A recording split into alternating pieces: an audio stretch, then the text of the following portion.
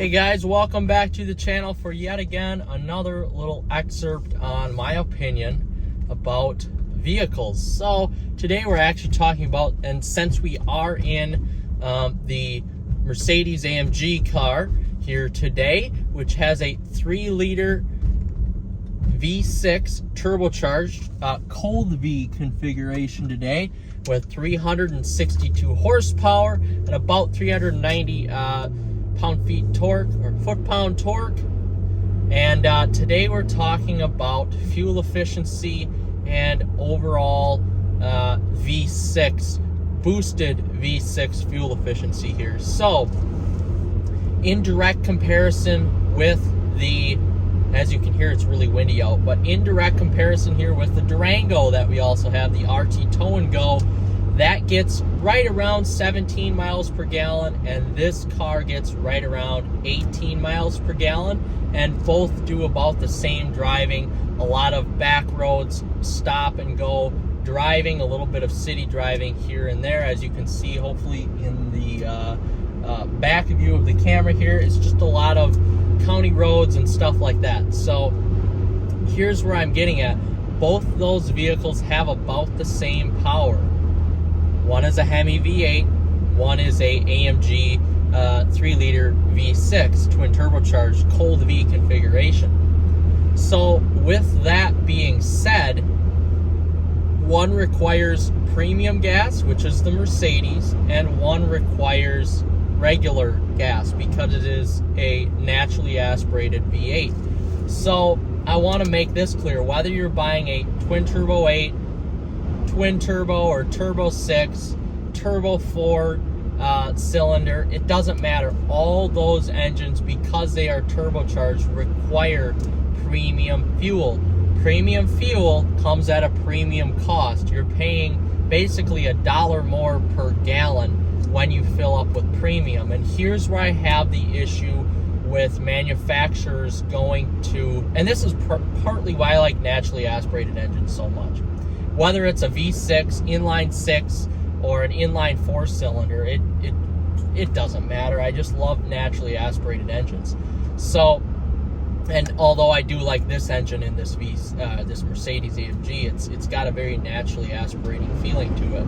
But with that being said, all of the regulations going to smaller displacement engines, less cylinders, 4 and 6-cylinder engines now, comes at a cost to the consumer because we now have to put premium fuel in the vehicles in order to make them run how they should. So really, at the end of the day, this Mercedes is costing us $80+ to fill up from empty. That's more than my Ram truck. So and the fuel economy of this really isn't that great at 18 miles per gallon averaging out. So really, you've got a gas hog in here that, okay, let's just throw a V8. Let's just throw their naturally aspirated V8 in this vehicle like they used to do. Well, the miles per gallon, and I had an E550, so I know roughly about what that would be. Granted, this is a larger car.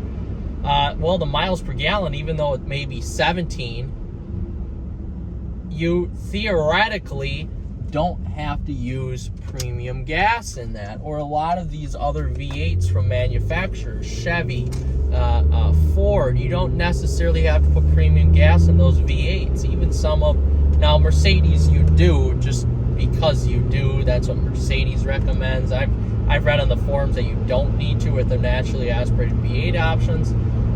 But with that being said, the switch to lower displacement, less cylinder engines comes at a cost. And as we look at Stellantis now, moving from that Hemi down to that Hurricane V6, even though it gives you more performance comes at a cost because you now have to put premium gas in it. So now it's costing you, the consumer, more.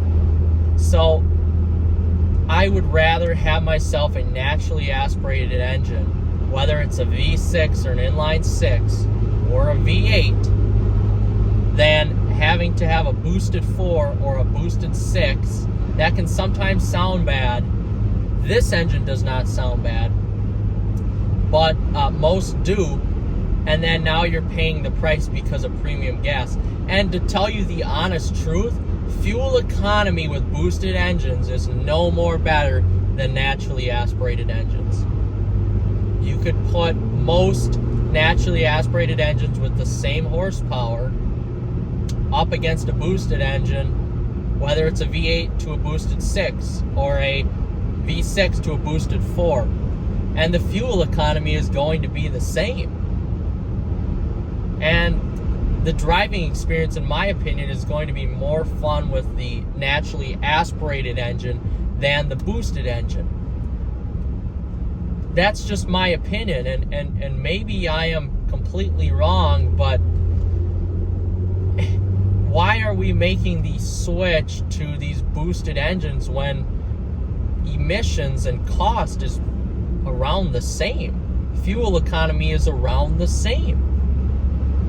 Cost is up because you have premium gas, you've got turbos to worry about out of warranty, and now you've got a less fun driving experience, in my opinion.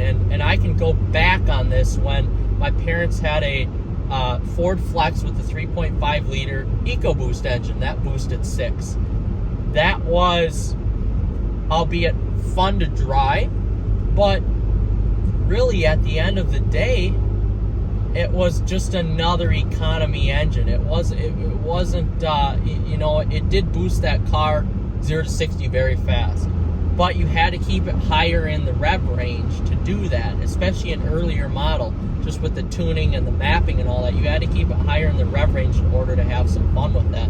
And comparing this even farther back, my parents had a 2011 Ford Flex with the 3.5 liter Duratec V6, and then they upgraded to the 2014 with the 3.5 liter EcoBoost. Fuel economy was worse with the EcoBoost than the Duratec V6. Now, maybe that's because you're driving a little bit more aggressive, but you're really not, because your accelerator is still going down to the floor no matter what. So even though it was claimed that you need to, or even though it was claimed it had better gas mileage, you still needed to put premium in that vehicle. So all your gains in supposed fuel economy are lost because of the cost at the pump. The cost at the pump.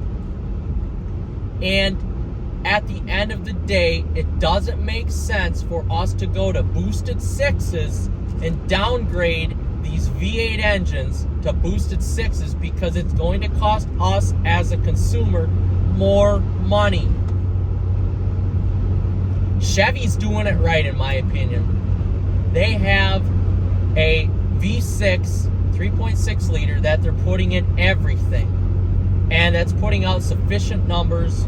Granted, it's not the best engine in the world, not the greatest sounding, but damn, it's putting out good numbers. It's very reliable, and instead of going to that boosted 6 option, they're staying with the V6, the 5.3 liter V8, the 6.2 liter V8. Why don't more companies adopt this? You know, Toyota and Lexus moving from their V8s now to the boosted 6.